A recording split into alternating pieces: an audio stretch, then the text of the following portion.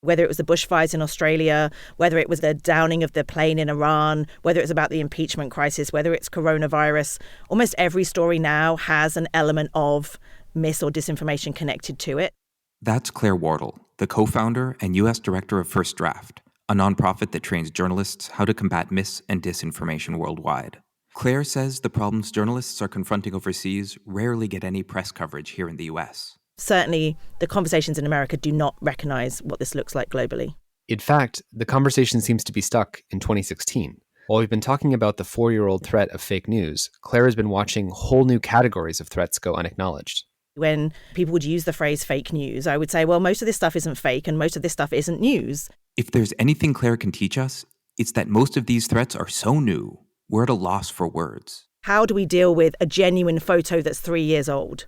It's a genuine photo, it's 3 years old, but the problem is the caption is placing it in a different context. Lots of research shows that audiences can't even consider that that photo would be 3 years out of date because that's not a problem that they've ever encountered. So they're not prepared to fight it because they don't know it's a thing. But Claire can describe the specific problem. She calls it false context, and that's just one of the 7 distinct harms that she's identified in her eye-opening presentation, The 7 Types of Mis and Disinformation. It's a presentation that takes us into the gray zones of information warfare, where bad actors and their unwitting victims slip between facts and falsehoods, news and gossip, sincerity and satire. They can even share the truth and nothing but the truth, but still mislead users through the power of narrative and repetition. Bad actors, they understand that they are pushing a particular frame. It could be about illegal immigration. It could be about vaccine. Whatever it is, it's about frames and narratives. And those of us on this side who are trying to push quality information are playing whack-a-mole with these atoms of content. I just think we're not going about this the right way at all. Like this idea, like we're going to fact check a thing, not how it works. Today on the podcast, Claire Wardle tells us how dis and misinformation really work. Now keep in mind that we recorded this interview in late February, before the coronavirus upended life as we know it.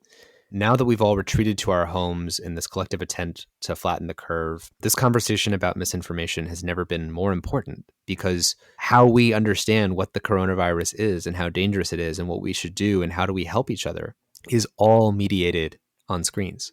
All of us are living on screens. It is the new digital habitat. And so everything we're about to explore with Claire about what needs fixing in our information environment and how our minds really process that information are all the more important to tackle now. One of the hopeful things here is that Corona is like a tracer bullet moving through our information ecology, and it's a united threat, a united enemy that we can all finally face. So this is the perfect time for platforms to get it under control. So, I'm Tristan Harris. And I'm Asa Raskin. And this is your undivided attention.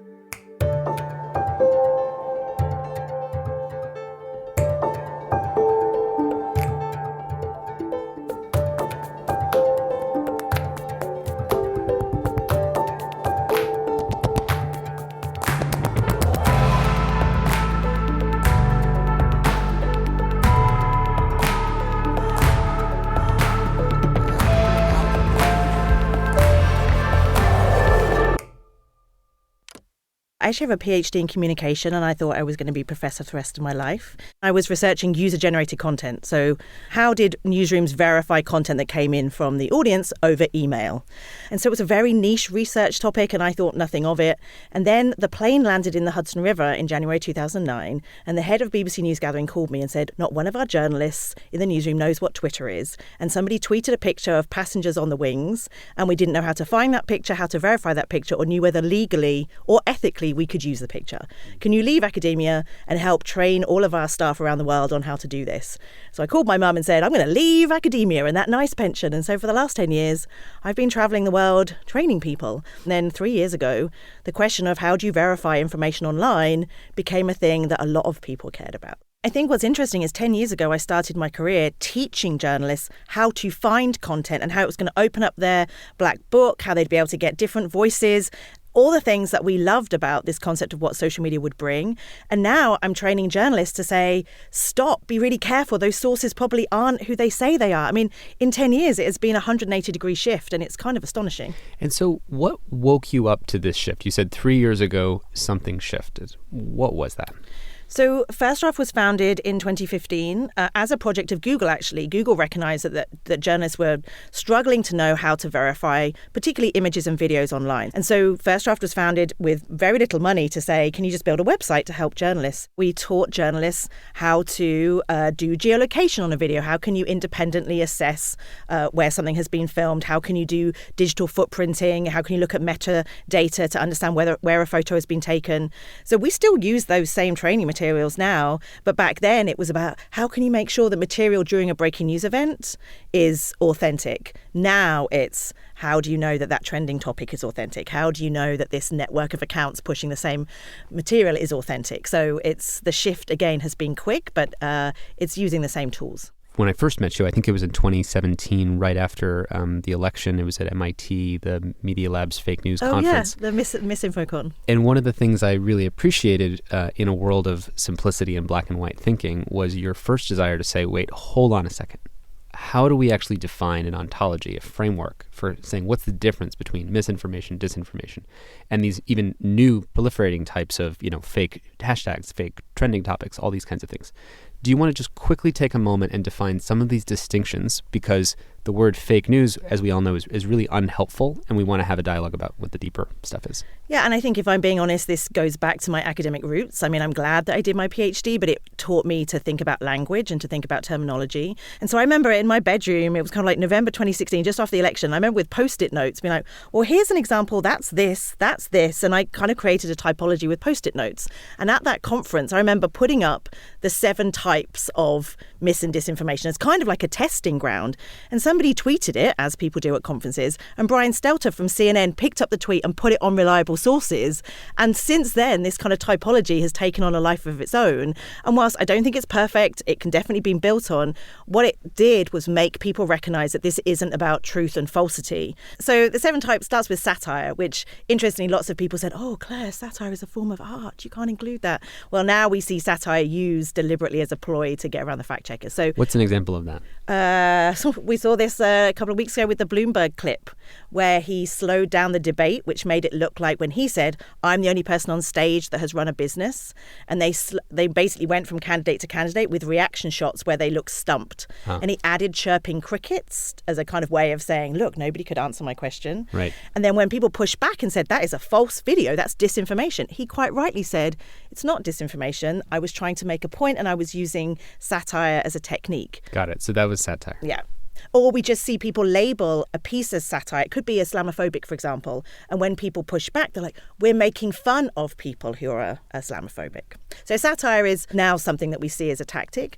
Things like false connection. If you have a clickbait headline, the idea that you're taking somebody to a piece of content that doesn't deliver what it was promised, I argue that's a form of polluting the information environment. You call that false connection? Yeah. And then we talk about misleading content. We've seen this for years in tabloid newspapers. They're using statistics in a way that's trying to slant something, bias through omission, all the techniques that we've seen around misleading content. We then talk about false context, which is genuine information but used out of context. Say there's an earthquake tonight in Chile, and I go and Google it, and the first thing that comes up is an image of an earthquake, but it was 3 years ago in Iran. And I'm like, oh my goodness, what a picture. And I share that on Twitter. And I'm like, I can't believe this earthquake. It's genuine, but it's used out of context. So it was true about a different thing. Exactly. And so the context has been collapsed. Exactly. We're seeing a lot of the coronavirus rumors are actually genuine photos of people with face masks from previous times. It's the easiest form, but most effective, right? Because as we know, the most effective disinformation is that which has a kernel of truth to it. Why fabricate something when I've got something already that I can recaption? So that's false context. We then talk about imposter content, which is when people use logos or names. So maybe a journalist that they trust, that name gets used to sell soap or as part of a propaganda campaign. So this is the Pope endorses Donald Trump? Yeah. 100%. But in that example, you'd need the Vatican logo. Like you'd need something that like it's that it's, or you're led to believe that it's official. Right. And then we talk about manipulated content, which might be... Would you also include an impersonated content, like if someone starts a Twitter account called Tristan Harris 1, and so it looks almost like my Twitter account, or the real Tristan Harris, Yeah, right? because they're using your credibility. Right. And again, as we're scrolling through Twitter, it's very easy to create. I'd write Tristan with a 1 as opposed to an I. Right. That's what I would do. Yeah. And that's what people do with these like phishing attack type Absolutely. things, is the characters look almost identical, the 1 and the I. When Donald Trump confirmed Gina Haspel, who's the CIA director, the first response to his tweet was a fake account called Gina Haspel 1 or something like that. And it was just, thank you, Mr. President, I'm so excited for the job. But it was, I think, a Russian bot or something. Yep. And the name was almost identical to Gina Haspel, but it was just had one character off. Yep.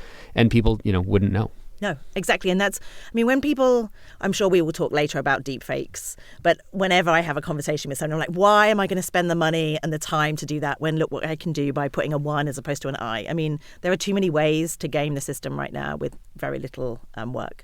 And so then the last two are manipulated content. So imagine I have 2 genuine photos spliced together. So we have an example actually that did very well just before the 2016 election of, it looks like people waiting to vote at a polling station. And there is a guy being arrested by ICE and he's wearing his ICE jacket. And we use it in training all the time because I often say, well, what do people think of this photo? And they look at it and they're like, and then after about 30 seconds, they're like, oh, I think it's false because everybody's looking down at their phone. And I'm like, yes, because this is a genuine photo from earlier in the year during the primaries. Here is a genuine photo of somebody being arrested by ICE. You put the two of them together with Photoshop, it takes 2 seconds. But if your worldview is believing that illegal immigrants are voting, why are you going to stop to make, well, of course, that doesn't quite fit, or the shadows don't quite go in the same direction. So manipulated is taking something that's genuine and changing it or splicing it together. Again, much easier than starting from scratch. And then the final bucket is fabricated content. So that's the 100% completely false, Pope endorses Donald Trump, deep fake, something that's completely, comes from nowhere. If I'm a bad actor, that's my least favorite of the 7 buckets because I haven't tested it. I don't know whether people are going to believe that rumor. I'm going to have to spend money to fabricate a video. Why am I going to do it? So of all those 7 buckets or types, the thing that we see the most of is this false context, which is genuine content used out of context. Right.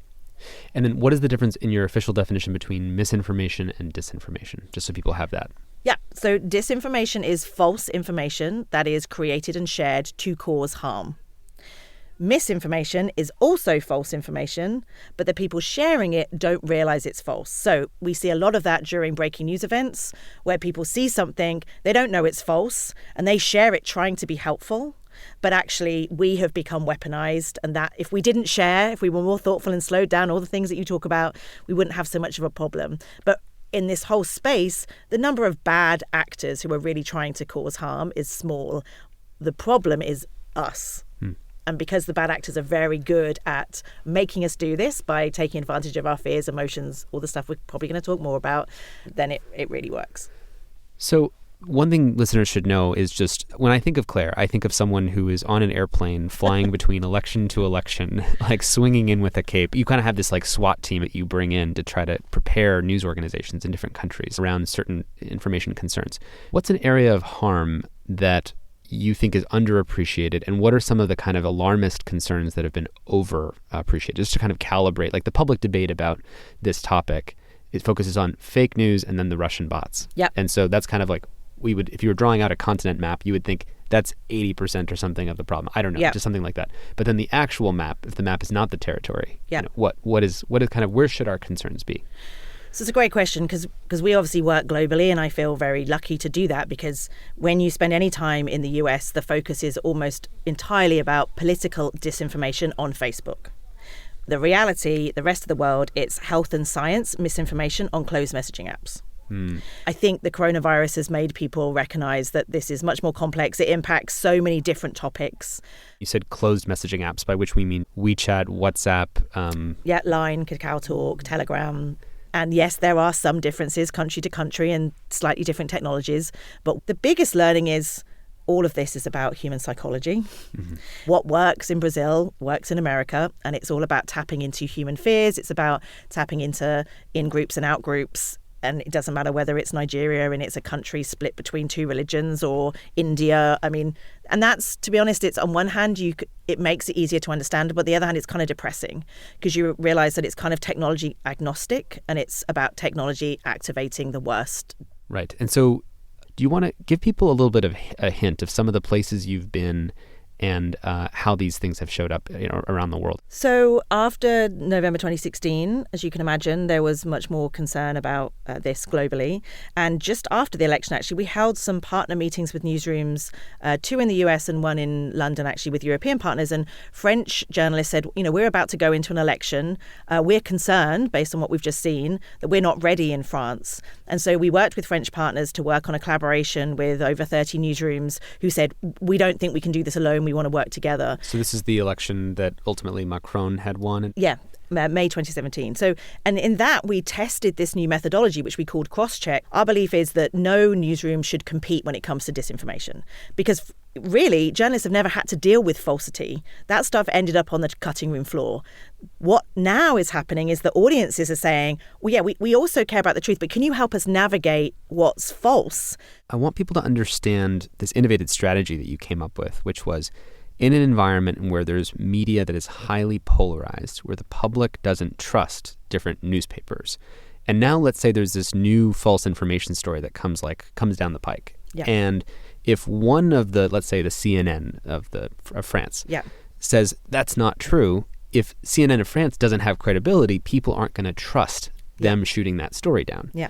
And so the innovative approach that you came up with is when you go into a country, whether it's France or Brazil, what if we got all the news organizations together, because people would trust it if 30 different newspapers all said that this isn't true? Yeah. So we did this project in France, and what we realized is that journalists working together was this kind of amazing moment where people were teaching one another skills, et cetera, et cetera. And so we now have rolled that out in places like Nigeria and Brazil, and we've worked with journalists in Australia and Myanmar. And that's an interesting, in a moment, to relate it to one of our earlier conversations with Rachel Botsman on the erosion of trust in society. In a low trust world, people don't trust those who are even providing the corrections. So we're I sort of see ourselves as a global civilization running around trying to just grab the last tiny little bits of trust that we have in our institutions. What does have authority to shoot down that's something that might not be true? Yep. And I see you as finding this kind of nonlinear effect that if we got these 30 newspapers to shoot it down, that might do something.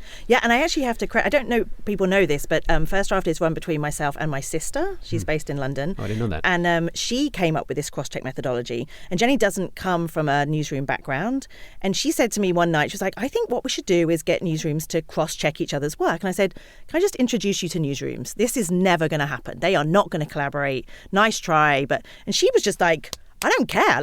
We're in a moment of crisis. We have to do it. And I think it's another reminder of innovation comes from not having that sense of it will never work.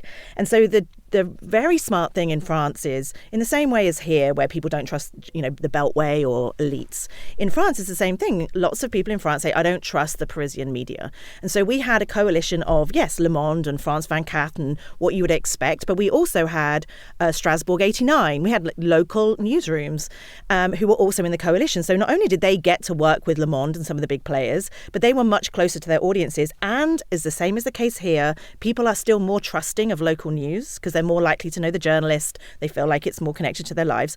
And so when we did the evaluation of the project, surprise, surprise, some people said, you know what, didn't trust half the people in your coalition, but I do trust my newsroom. And to be fair, I'm pretty right wing, and I think the Parisian media are left wing. And I didn't love everything that Crosscheck did, but I trusted that because I trusted my news outlet. And that was when we had this moment of, no one organisation is trusted by everybody, but is there a way that we can think about coalitions that might help audiences navigate this and recognise, well, maybe if we've got 10 different logos, then maybe there is something to this. And it's not easy, and people sometimes label this as cabals and newsrooms shouldn't work together and this is collusion. But right now, we need to try whatever we can. And I think we did this in France, we did it in Brazil and had very similar feedback.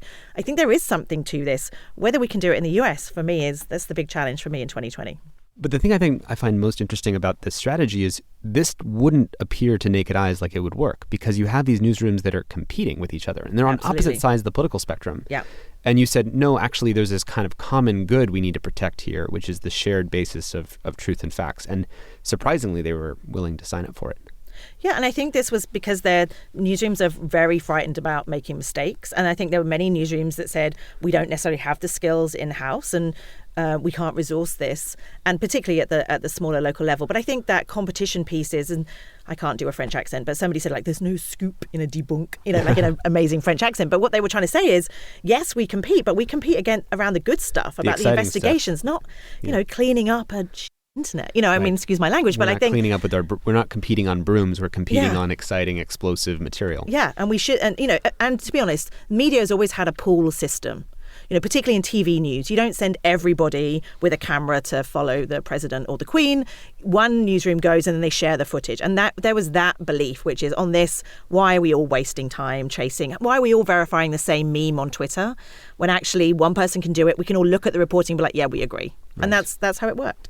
So it actually worked that way. So there's a sort of a feed or something like that. And then one news organization says, this is a thing we think is a correction. And the others can quickly validate it as opposed to everyone trying to research it from 20 different sides. Because when you're checking the evidence, it's much quicker than starting from scratch. And to be fair, we saw many times when someone was like, yeah, but actually we're not going to run it unless you actually get a quote from that person, or we're still not 100% certain. So it slowed down the process, but it also meant there were absolutely no mistakes on any of the projects we've run now. And when you talk to journalists afterwards, they would say, it made me feel uncomfortable that I was forced to slow down, but surprise, surprise, when I was forced to slow down, it meant that the reporting was more accurate, was stronger, and we didn't make mistakes. Like, that's ultimately what we want.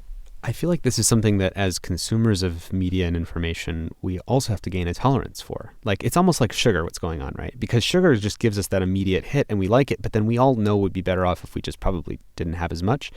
And we've been, sort of tasting this immediate access to, there's a breaking news story, Parkland shooting. I want to know in the next 30 seconds what the first report is of whether they know who the gunman is. Yep. But do we actually need to know that? No. And how many and which human beings on planet Earth, when that happens, if you had to draw like a distribution curve, like how many people needed to know that within the first, even let's say 24 hours? Did it actually consequentially affect our lives? And I say this because I think we're in this uncomfortable tension. We have to trade some things. Like right now we say, well, we want that immediate access to whether the coronavirus killed exactly 57 people or the next hour is it 58 people. And I was checking the news this morning on coronavirus. I'm very interested and concerned. But I guess it's just like, what's the humane clock rate in which information is dispensed? Because if we want the fire hose, we're going to live in this hyper noisy environment that may not be so bad if it's not consequential, but when it's about whether or not you're going to go into quarantine for a month and lock yourself up with food, or whether or not you're going to go inside because you're worried there's a Las Vegas shooter, this just doesn't work. So how do you see this tension resolving? I mean, I felt this on the evening of the Iowa caucus, which was, of course, lots of mistakes happened. But seeing the media in that role was like, if there was no expectation that you would get the results for another 48 hours, right, as is the case just with the Irish election, it took 3 days. And there was this sense, we'll never, that's how long it takes. We also have to think about the political economy here. It's very easy to wag fingers at the media. I mean, right now, the reason that people are so competitive and that every second counts is because they are desperate for clicks, because they're desperate for money, and many newsrooms are struggling. But what that means is people are rushing, and when a mistake happens, people are recognizing that the speed cannot, we have to slow down. We are being approached by more newsrooms to do more training because standards and ethics editors are like, yep, we cannot afford a mistake, not this year. And I think it's not in anybody's interest to be quick. Let's talk about the cost of mistakes, because I know something in cognitive science, there's an effect. It's basically the first person to frame the debate wins, because you set the initial frame. Yep. Let's say it's you hint that the shooter was actually this kind of disturbed military person. Yep. I don't know. I'm making it up. Yeah. Now your mind is setting up an evidence accumulator. So your mind is pre-tuned to find and want to confirm and affirm evidence of that specific explanation, which might be different than something totally different happened that had nothing to do with military, nothing to do with that kind of gun. But that other kind of evidence doesn't have the same or neutral acceptance by the mind, because the mind has been pre-framed by the first frame. Yeah. And I think when we think about the cost of misreporting those mistakes, it's like people don't trust the corrections. You kind of entrench yourself just not fully, but in a deeper way in the first explanation. Yep.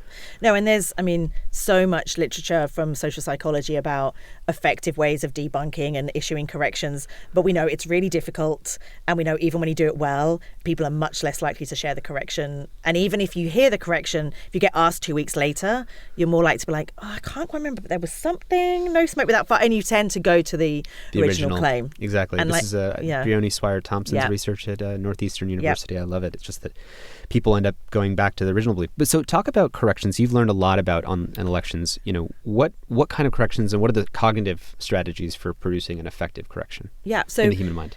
So from doing the work that we've done, one concept that we've come up with is this idea of the tipping point. So if you go searching for false information, you will always find it. If I go searching for some conspiracy Facebook groups with anti-vax content, I will find it. If I go looking on 4chan, I will find all sorts of things. Now, it's very tempting, going back to political economy, if I want a headline that's going to get a ton of clicks, there's a ton of that stuff that I could write a piece about and I would get clicks. But of course, if you're a mainstream media outlet, you are giving oxygen to these rumors and conspiracies. So we talk about the tipping point to say, well, if you report too early, you're giving oxygen to something that you shouldn't do. But at the same token, if you wait too late to report on these rumors and conspiracies, it's almost impossible to bring it back. But there's this sweet spot, which from our work in these election projects, if you get it at the right moment and you get enough newsrooms at the same time pushing out responsible headlines, we have seen evidence of slowing down the misinformation or having that misinformation taken down. But that tipping point is something that's really crucial. So this is an example for France, but I think it's a powerful one, which is we saw a very sophisticated hoax website that looked identical to Le Soir, which is a Belgian newspaper. And in fact, every hyperlink clicked back to Le Soir. But the headline was saying that Macron was funded by Saudi Arabia. Explosive content. We, of course, did very quick reporting and found out this was not true. Looked like there were some bots in Tehran that were pushing it, blah, blah, blah. We were like, if we report on this, it's irresponsible. But we sat on it and everybody was briefed. Everybody had the reporting. We didn't do anything about it until Marie Le Pen's niece, who was the niece of Marie Le Pen who was running, she tweeted it. And the tweet of that link meant that it suddenly passed the tipping point. And so then collectively, Crosscheck issued the report and we were able to slow it down and get that taken down. Now, again, that's the perfect example. I use it in training. Everybody loves it. But the concept of that, which is how do you measure the tipping point? How are you sensible about that? There is evidence that you can slow this down, but that's part of our training with newsrooms to get them to think critically about when to report on disinformation. They should not be giving oxygen to everything. It's like the thing they say about timing in comedy is like timing in corrections. You're essentially saying, hey, look, we actually sat on this correction. We knew we had it, but this wasn't the right time to do it. Then it suddenly spikes because of a natural organic event, which is Marine Le Pen's daughter or niece. Post it and you jump on it. A lot of the psychological theory also talks about the power of familiarity and repetition. So again, when newsrooms are trying to be distinctive and they're competing, you don't have that familiarity and repetition. But if you see a number of different outlets pushing out corrections using similar language, similar imagery, which makes editors go, oh, that's not what we do, Claire. But actually, this is the new public service that is kind of unfortunately required of newsrooms, which is to help audiences navigate our polluted information environment. And in that environment, we have to think differently, and like familiarity and repetition work. And that's not what the news industry is about. This reminds me of George Lakoff's work on if you're issuing a correction or if you see something false, and there's different ways of reporting on it, put it into a truth sandwich. So you first say truth sandwich, like 2 loaves of bread and then something in the middle. You first say the truth, then you say the false thing that goes against that truth, then you repeat the truth at the end. Because if you just think about it in terms of quantities and repetition, you said the truth 2 times and you said the false thing 1 time. So if you just add that up, you're fixing it. One of our listeners in a past episode on hate speech said that one solution, if there's a hate campaign that's later found out, to also provide deterrence on future hate speech, is if you say to any poster of deeply hateful material, if we discover your hateful content, we will later go back to everyone who saw the hateful content and we will back post twice as much positive content about the same minority group that you were posting about. So we just kind of like changing the saliency and repetition rate of the other positive story. Yeah. And I mean, this goes to the core of a lot of training we're doing right now with journalists, which is how do you word headlines? Because in a headline with 40 characters, you don't have the chance to do that truth sandwich. So a lot of the evidence is where possible, lead with the truth. Briony Swire-Thompson will say, in the nut graph, you can talk about the falsehood because next to it, you can talk about the truth. But the challenge is in the headline, we shouldn't really be repeating the falsehood in the headline. However, if I'm a journalist, I'm going to say immediately, Claire, have you heard of SEO? search engine optimization. I have to repeat the rumor in the headline, otherwise I won't get any traffic. So this is kind of a really fascinating question for search engines, which is I'm out there telling journalists, be really careful, try not to repeat the rumor in the headline because you're actually reinforcing and giving more oxygen to the rumor. And in an era where lots of people just see the tweet, just read the headline and they don't read the nuance, we have to be really careful. Yet I've got journalists who've said, Claire, my newsroom has spent a fortune on search engine optimization training, and we've been told we have to replicate the exact rumor in the headline to get the traffic. And the reason for that, right, is because for someone who's doing a search query about the false thing, they want to be found. Is there no setting where Google can say, essentially, here's a set? I mean, they have these like meta tag names, right, where you can say these are other search terms for this article and take them as seriously as these other ones. And only authorized journalism outlets can use these meta tags so that Google can privilege them in some kind of high authority yes, can type you make of way. that happen? I mean, I'm not joking. I mean, this is happening every day in training rooms that we're doing. Really? And we also talk to journalists about the difference between people searching versus stumbling upon. So you're absolutely right. If there are rumors about coronavirus, people are typing that into Google. Right. And we want that data void filled with something that responds to that. But at the same time, I don't want somebody stumbling on Twitter over a tweet that's repeating a rumor that I hadn't even heard of, something that I should even be concerned about, because our lizard brains remember the falsehood. So this is much more complex than these platforms are designed to respond to. But that I would love to have a conversation with Google, which is like, how can we flag the fact that this piece of content should be connected to a rumor without basically repeating the rumor everywhere through it just to get the traffic? You're talking to a set of listeners who are often in the tech industry or around in the surround sound of people in the tech industry. What do you really wish that they were doing or could do to help you more? So by working globally, I also have huge sympathy with these companies who need global responses in order to scale the work that they're doing. I used to work for the UN, and every year you had to change roles and move countries. Like, I wish there was more of that in Silicon Valley, because many of these companies tend to be in northern countries. They tend not to be lower middle income countries. And so many of the challenges here, whether they're linguistic, whether they're ethnic, whether they're religious, whether they're the different types of technology, whether they are the different conspiracies that have existed in these cultures for years, that so much of that requires on the ground knowledge. But could they even? I mean, even with your work, so there you are, you've aggregated the 30 different newsrooms in France. The volume of things that are coming through the pipe, like trillions of content items, are these matched? Is there just as many hoaxes and conspiracy theories as there are capable journalists waiting to pick up the phone to then shoot down the rumor? Or like, what kind of asymmetric situation are we talking about? Yeah, so let's take Brazil for his example. It's a huge country. Their news industry is struggling more than this one. Almost every newsroom has a paywall. So if I'm in Brazil, here's my choices. I either can pay money to get access to a quality newspaper. Well, I can't really afford that. Or my WhatsApp and Facebook, because of free basics, means that I don't even have to use up data costs to access WhatsApp and Facebook. What am I going to do? I'm going to go to WhatsApp, where all of my friends are sharing screenshots of news sites. So this is something people don't know, I think, our listeners, and I'm not fully aware of. So people are sharing screenshots of news sites because they'd actually have to pay money, which they don't have, the vast majority of people, to look at news sites. And this is because of the Free Basics program, which, to quickly catch up those listeners who don't know, was a program that Facebook used to say, hey, you can get a cell phone, and so long as Facebook and WhatsApp basically are the internet for your cell phone, it comes with it on the cell phone, then you get the internet, quote unquote, for free. But then that privileges, in terms of usage, the WhatsApp and Facebook as the internet. Those are the primary surface areas through which people get their information. Yeah.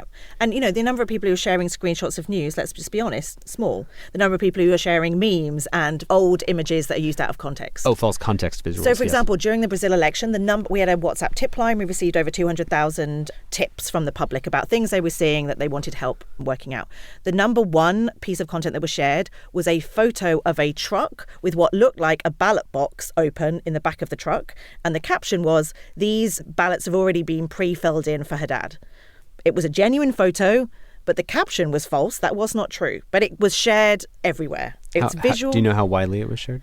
I mean, we received it over 1,500 times on our tip line, so it was the number one piece of content. But again, lots of these countries, you have lower literacy levels. You have people who have never had email addresses. For the first time, they've got their smartphones.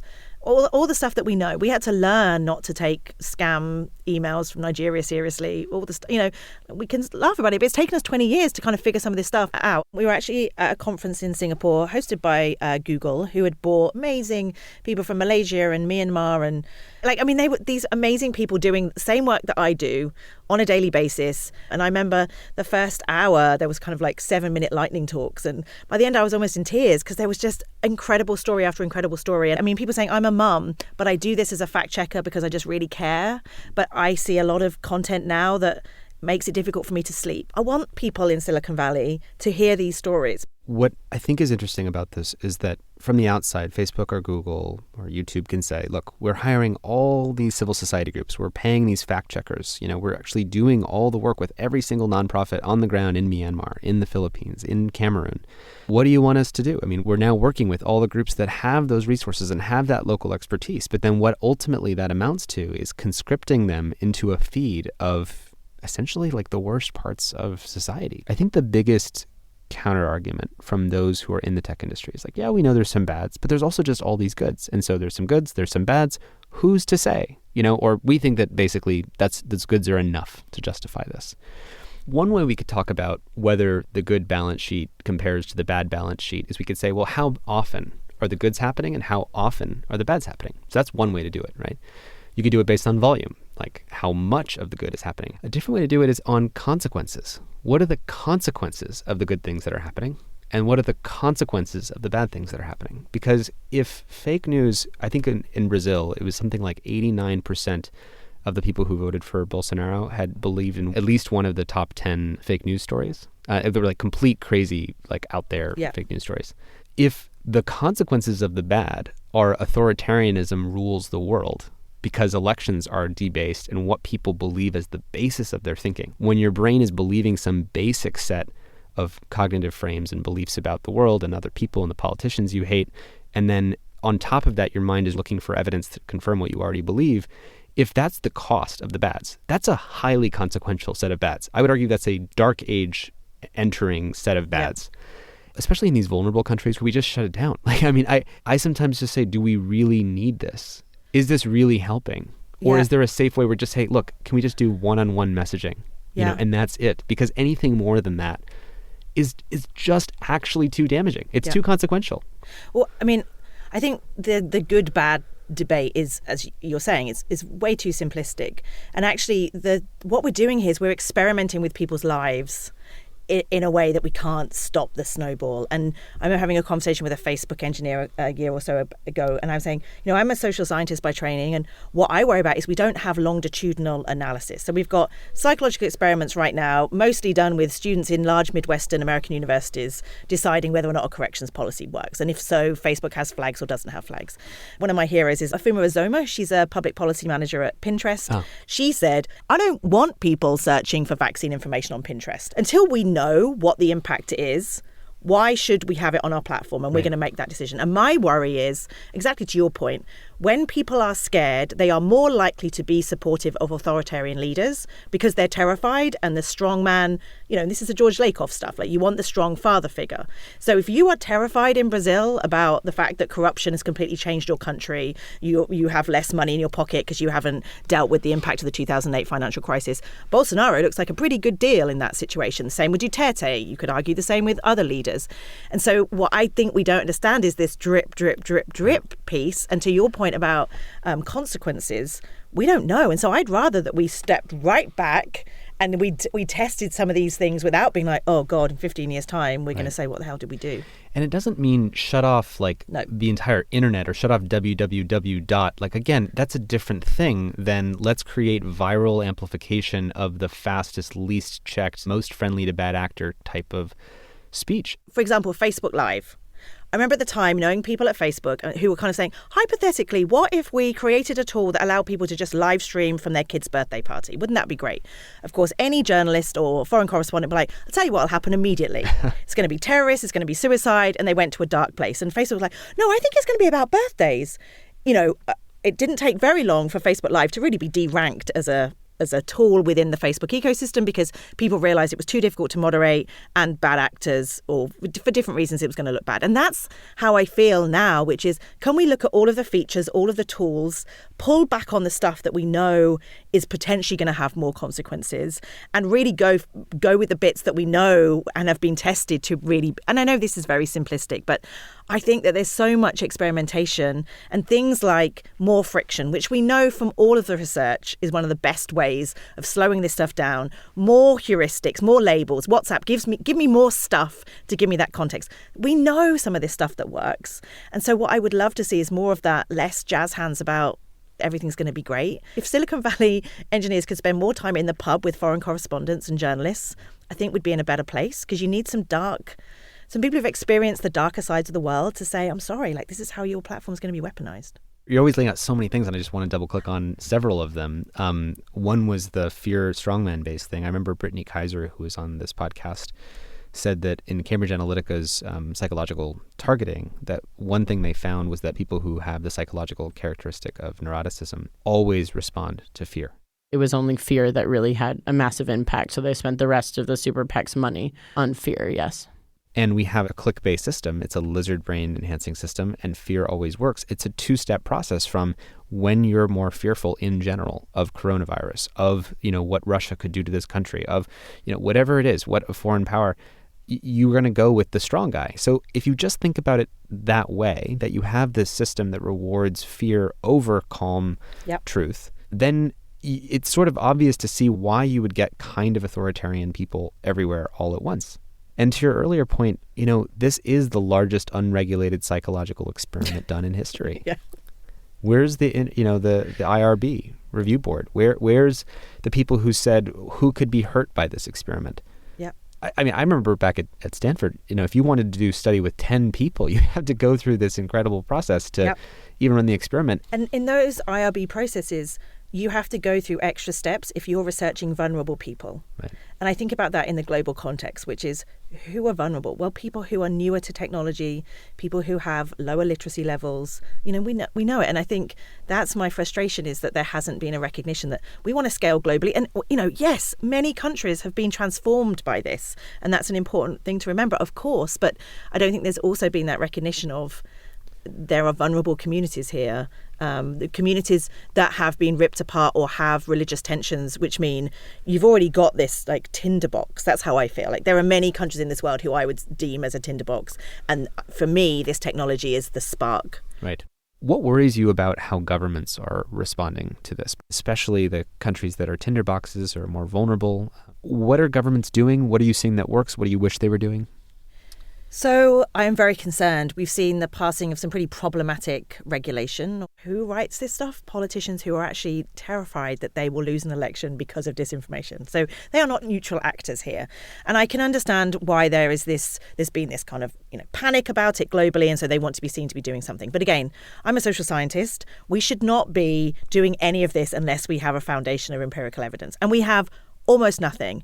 If I was to say how much disinformation or misinformation as distinct categories is there, how is it different around the country? Are any of these solutions slowing anything down? Like, where's the benchmarks?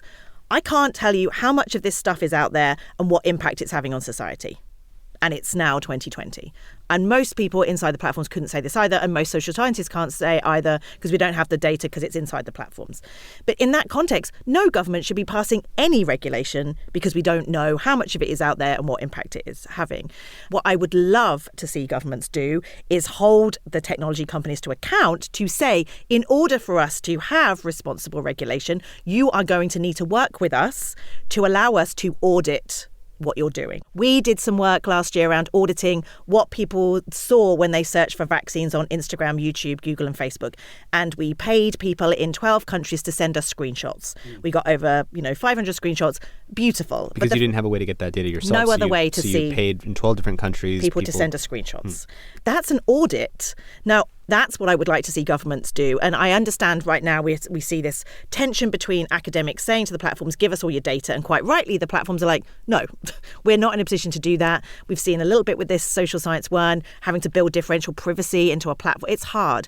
But if I'm a government, I would argue that there is a way that data can be shared to simply say, show us not the algorithm, but what's the output of some of your algorithms. Similarly, at the moment, we see, different people, for example, Mark Zuckerberg talking about, we've got new transparency measures. Now, if I right now try and use that Facebook ad library API, it is an utter disaster. I cannot hold those ads accountable because I cannot monitor them because the API does not give me the information that allows me to do that. That's a fundamental problem. And say more about that. What is the information that it's not giving? So it's buggy, but also if I wanted to say what ads right now are running in Tallahassee and are they targeting people of color? Is there a voter suppression campaign happening right now? I cannot do that. I can search by state, but I cannot search by those demographic categories beyond gender and age. I don't think that's good enough. It's not legible, in other words, for research. Yes. And so my concern is these governments have been putting more pressure on the technology companies. We have had more transparency mechanisms, but actually, Macron isn't testing the Facebook API. We have not good transparency measures, yet they're allowed to tick a box. And as I often say, they are marking their own homework right now. They write the transparency reports to say, we promise you we're doing better. It's not viable. And so I want the governments to work with the technology companies to get access to some of these data, to really have an ability to show whether or not these changes that are being promised, are they making a difference? That still puts this ad library approach, the ad transparency system, still puts responsibility on society to monitor how much harm is there. Yeah. And the problem is, does the nonprofit civil society groups have even the resource? First of all, why did they sign up for that job anyway? Why should we have to have an ecosystem? We created all this work for people to just review how bad. It's like a gun manufacturer who's like, we're going to provide reports every quarter on exactly how many people our guns have killed. We don't need transparency reports. We need systems that don't kill people. Yeah. And we need systems that don't target vulnerable populations. Now, the question is, what does that look like? And again, I think that in Western markets, things like the Ad Transparency API has some basic level of scrutiny from journalists and so on. I think it's better than not having it. But that's assuming that there is this kind of fourth estate that's monitoring the things that are going on. In countries like Cameroon or Kenya or whatever, how many organizations are looking at the Ad Transparency API? Well, they don't have it. I mean, Australia doesn't have the ad library. Oh, they don't. So they went through an election. It's certain countries, and you can imagine which countries have them. They are countries that have put more pressure on the tech platforms to say we require transparency. But Australia had an election last year. We worked there. We've got a bureau in Sydney. We couldn't do the work that we were doing in the UK. And what was the cost of not having that transparency? A complete black box. Yeah. That's the problem. And so, of course, we don't have to have a long conversation now about whether Facebook is correct to say we're not going to fact check those ads. But it is not correct to say that we have transparency methods that allow others to check whether or not. During the UK election, for example, we found that one of the parties, the Conservatives, 88% of the ads they were running were using content that had been labelled as misleading by the fact checker Full Fact. 88%. 88%. And that was because we had downloaded the content, worked with journalists and said, this is problematic. Well, so let's imagine 88% of ads running in Sydney based on misleading claims, and Facebook isn't checking it, and no Australian journalist can check it. It's just not. If those are the acceptable. numbers, 88% in the UK, and we know in Brazil, 89% there, this does not look good. I mean, if we don't have the data, we don't need more transparency that says how bad is the 90%, 95% rates in these other countries. We need to shut it down. What I'm curious about is, let's say 5 years from now, it's 2025, and we've transitioned to a humane technology future. We've reversed out of this sort of heading towards a dark age where people don't know what's true. What in the period of that 5 years, what happened? What did we do? What did governments do? What did Facebook do? What did we as a society do? This is such a great question. We took it seriously. And by taking it seriously, we slowed down. We will add a ton of friction into the system that will stop our basest instincts just sharing without trying. And what does that friction look like, for example? So the great work by Nathan Matthias, who's now at Cornell, who's shown that the more you ask people, are you sure this is true before you share it, the more you put delays in, limiting the number of people you can reshare something to. All the stuff that we know, giving more credibility. For example, if you have heuristics about where this information came, you're more likely to are you sure? We have enough evidence now about things that we know, but I think it's about slowing down if we had more data, we had not rolled out new features without proper testing. There was real work with academics before stuff was tested in the wild. Like, I don't think it's a million miles away from where we could get to. The last 3 years, I've probably gone to 150 convenings about misinformation globally. I think you're the information disorder conference queen. I've seen you at every single one I've been to. Right. And, and there has been some very good conversations at some of these types of things. But in these last 3 years, whenever we've talked about this problem is complex, it's going to require a lot of people being involved in the solution. It's going to take time. People are like, yeah, but we just need Facebook to tweak the algorithm. And we've had 3 years of people expecting a simple, quick response. One thing I would say in the last 6 months is there's this recognition of, wowzers, like this is going to get a lot worse before it gets better. It's probably going to take 50 years not to solve, but to get to a state that's more humane and is actually not causing harm. And in order to do that, we need deep education of everybody at every sector. And it's going to require real cultural shifts. I want to walk outside and I want to say, I have faith that the people around me are being embedded in a healthy information environment. Slower, more thoughtful, more reflective, more careful, higher friction information environments. My friend Eric Weinstein has this great saying that instead of critical thinking, we're going to need critical feeling. Yeah. That we have to examine our own emotional reactions to the information that is presented to us, and not just information, but to experiences that are presented to us. I'm actually kind of hopeful in this weird way with coronavirus, where we've been in this low trust, amusement-driven world. Well, you better bet people are going to suddenly be concerned with what's actually true when it comes to the health of your family. Yep. Disinformation works if it taps into fears about your own safety and those of the people you love. And so on this, that's exactly, you can dismiss all this political nonsense, but this is about real harm. You touched a little bit on emotional skepticism, and there are great media literacy programs, and there's a lot of money that's gone into, oh my God, we've got to teach the 13-year-olds.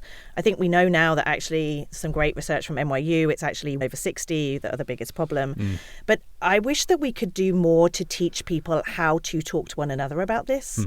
So we talk about this in training, but for example, if I, go home for Thanksgiving and I'm like, hey, Uncle Bob, couldn't help but notice you posted something on Facebook. It's wrong. And here's a Snopes article that proves that you're wrong. Doesn't work so well. No, and we know there's psychological worldview theory, which is you double down on your worldview. People feel great when people tell them that your identity is wrong. Yeah, turns out. So we talk in training about how actually hey Bob, couldn't help but notice you posted that, but I've been thinking a lot about this. Why are people trying to manipulate our communities? I'm watching this happen. People are trying to divide us. What do you think? Why are people doing this, Bob? And I know that's a very simple explanation, but the language of we and us is not the language that journalists and fact checkers and researchers like to use. But that, we have to be better at teaching one another how to slow it down, how to get people to take responsibility for the information they share. I mean, you and I have been talking for how long now? We haven't talked about people, the users, and how we are being weaponized. And so we can add flags to Facebook and add more label, all the rest. But actually, if we don't stop my mum or whatever sharing it, then we're in trouble. And we don't talk about that at all. And so teaching people how to reverse image search a picture, yes, fine. How to read a headline, fine. But we haven't talked about the psychology of us. Right. And we should be doing more of that.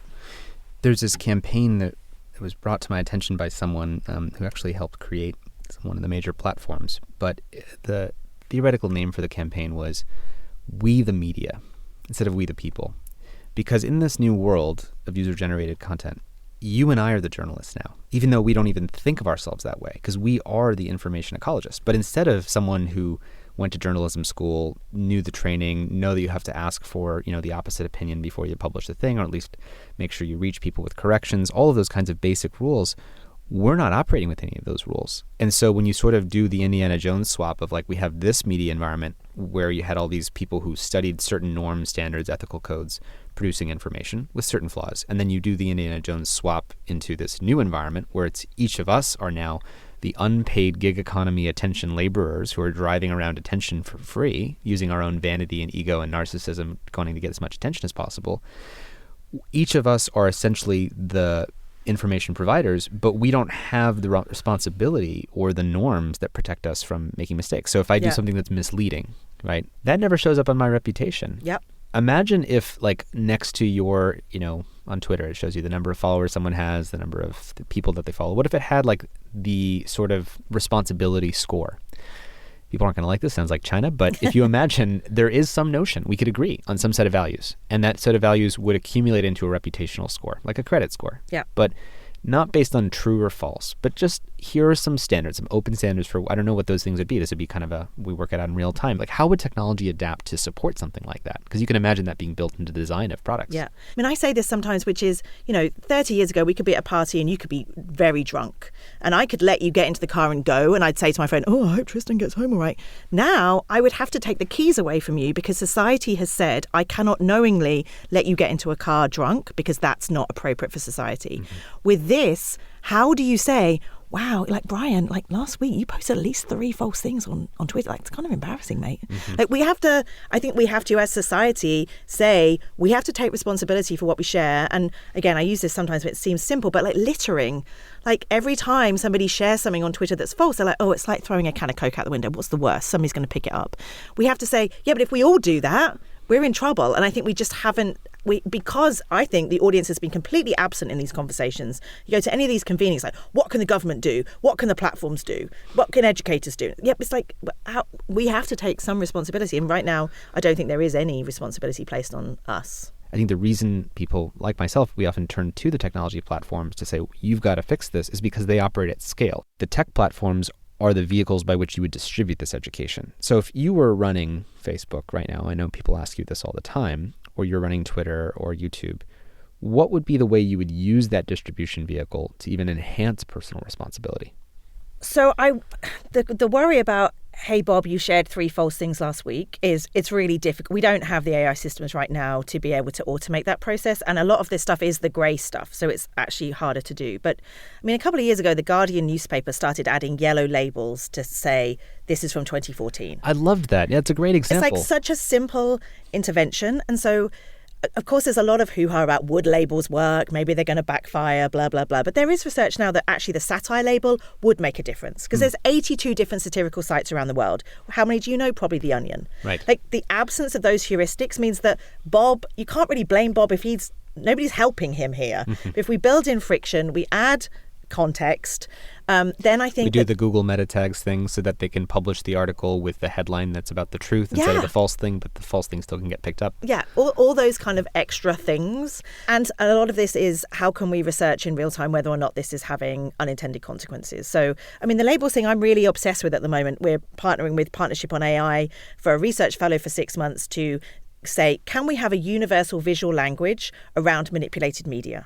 So when the drunk Nancy Pelosi video appeared, some people called it manipulated, some people said doctored, some people said transformed. Like, as an audience, I don't really know what's happening here. So can we have a joint visual language that doesn't say that's a bad video, but we are in some way saying there's been an addition? Like, how can we help the audience know what's happening? And so I'm interested in not media literacy campaigns or education, but how can that be baked into the platform in useful ways? I love this. I mean, I think it was 5 years ago, I had a side project that instead of fact-checking, we called it frame check. I think we do need, as an industry, a common language and vocabulary on just what is the difference between the word distorted versus manipulated. What's the difference between to steer, to guide, to persuade, to influence, to seduce? They're on different dimensions of the degree of control that you have and the degree of asymmetry between one party and the other. How much does one know about the other party's manipulation? We need this common language for the subtler terrain of how the mind is being influenced and persuaded. And this would be a great thing to have baked into the common tech industry, because I do think it's almost like a missing component. We want to kind of import this sort of subtle human mind, humane framework for how we work. Yeah. And I mean, all jokes aside, I did my PhD back in 1999 in communication, and everyone's like, oh, Mickey Mouse degree, Claire. And now I'm like, turns out it was all about framing, priming, agendas, all that stuff. And I'd say, bad actors, although I don't really like that phrase, but they are really good at psychology and emotion. Really good. To your point about disinformation, that all these kinds of strategies have a kernel of truth. So with voter suppression, I'm not saying don't vote today. I'm saying, the lines are long today. Is it wrong to say the lines are long today? The lines are, what is long? What's the official definition of long? Is it, 2 miles long? Is it like a long? It's all arbitrary. But I'm creating a suggestion that maybe might be kind of hard. And if you're feeling kind of busy today, maybe it's not worth voting. Yeah. And that subtle ability to persuade, I'd love to see a full-on cultural transformation, both in journalism and media and in technology, and anyone working in the field of communications, where we stop talking in the language of speech and we start talking in the language of subtle cognition. Yep. And those of us who are pushing quality information, we are dreadful at it. Right. We're rational, we're all about facts, and it is an asymmetrical playing field. I actually did a talk last week at the National Academy of Sciences, and it was the ugliest slide deck I've ever created, because I basically just created meme after meme after meme. And I said, this is how your adversaries talk to each other, and this is how you talk. Here's your 187-page PDF with an image of a dripping needle on the front cover. Like, that's not how this works. And of course, there was laughter around, but there was a recognition afterwards, which was like, we're really bad at communicating. And just the other day, the WHO put out a kind of a leaflet about coronavirus, and they did exactly what you're not meant to do, which is like myth, myth, myth, myth in big letters, and then underneath in small letters, the truth. Right. I mean, you should never include the myth. Like, it's just like, the whole thing is that you're doing a lie sandwich where you're doing the lies more often than how you're doing are the we truth. in 2020 in the middle of a coronavirus crisis, the WHO, who are an amazing organization, who hasn't taught them how to effectively push out this kind of information using emotion, but in a way that's compelling, not dumbing down, but like, it's crazy to me. Claire, before we go, what can people do to help your work? I know that you are on the ground on the front lines of these things. I know that psychologically it's hard. I know that as a lifestyle it's hard. I know, like you, we probably lose a lot of sleep. What kind of support do you and the organizations that you're most working with need help with? I think particularly people who listen to this kind of podcast, I think there has been this creation of this divide between the tech press and the platforms, which means that understandably there's this kind of like rejection of wanting to partner and work together. And my sadness here is that there are many of us who work on the ground around the world who really have got things to offer. And I think sometimes just sometimes a quick phone call or just coffee or break, like, I just love some moments there, which is without signing an NDA. Nobody's trying to get a gotcha moment of journalism. That's one thing. And I think the other thing is to recognize that this work is, let's just talk about it for a second. I mean, I spend the majority of my time fundraising as opposed to doing what I'd want to do. And I say to some people, I feel like we've got 2 years to save the planet. And that sounds crazy and insane and maybe over the top. Tell people why that's true. I think people really don't understand that. Why is it true that we have 2 years to kind of save this? So, I mean, I started doing this work 10 years ago, and I would stand in a room with BBC journalists and I'd be like, don't worry too much about this, but just to let you know, during breaking news events, there's a couple of hoaxsters who are probably going to try and manipulate you. That was 10 years ago. Now I stand in rooms with the same journalists being like, you might have gone on hostile environment training previously when you're about to report from the Middle East. I'm about to give you hostile environment training because the way that you work now on the internet, it is a hostile environment. It's a hostile epistemic information environment. And let me tell you how you protect yourself, how to stop yourself being doxxed, how do you stop yourself from being harassed, how you stop yourself from being manipulated. And I see the speed at which this is happening. In 2 years' time, this country will be fully polarized. We will have 2 different sets of media. Nobody will believe anything from anybody. And I do think that there is still hope, but we cannot keep talking at convenings. We can't keep talking at podcasts about what we're going to do. I mean, we could have done this podcast 3 years ago and said almost exactly the same thing. And so we don't need a UN agency for disinformation because that's going to take too long to set up. But we need to work quickly. We need to be agile. We need to, like my sister creating a cross-check project around journalists collaborating when that never happened before. What do we do at this moment of inflection? And I know everybody says this, but like, what do you want to look in the mirror and see? And I just don't think we're taking this seriously enough. And I think coronavirus might be the thing that all of a sudden makes people go, this isn't a joke. Yeah. Claire, thank you so much for coming on. And I'm just a huge fan of your work. Please keep doing what you're doing. And we all support you, even if you feel alone sometimes. So thank you very much. Yeah.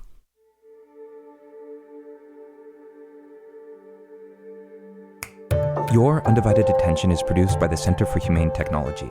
Our executive producer is Dan Kedmi, and our associate producer is Natalie Jones. Noor Al-Samurai helped with the fact-checking. Original music and sound design by Ryan and Hayes Holiday. And a special thanks to the whole Center for Humane Technology team for making this podcast possible. A very special thanks to the generous lead supporters of our work at the Center for Humane Technology, including the Omidyar Network, the Gerald Schwartz and Heather Reisman Foundation, the Patrick J. McGovern Foundation, Evolve Foundation, Craig Newmark Philanthropies, and Knight Foundation, among many others. Huge thanks from all of us.